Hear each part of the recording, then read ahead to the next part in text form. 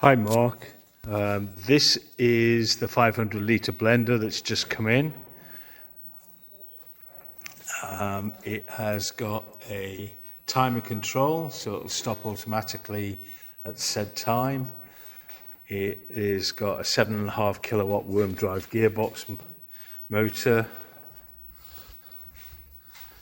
It has an inspection hatch on the lid, so you can also put minor ingredients in when the machine's working. I'll show you that in more detail in a minute.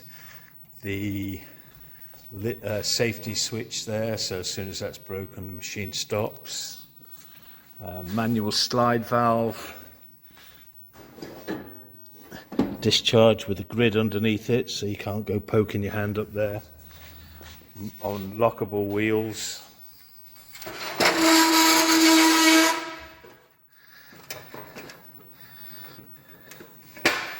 The inspection hatch.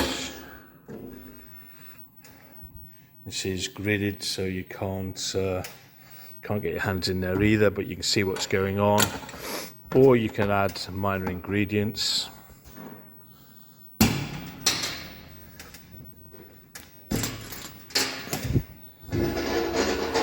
Gas acid lid opening.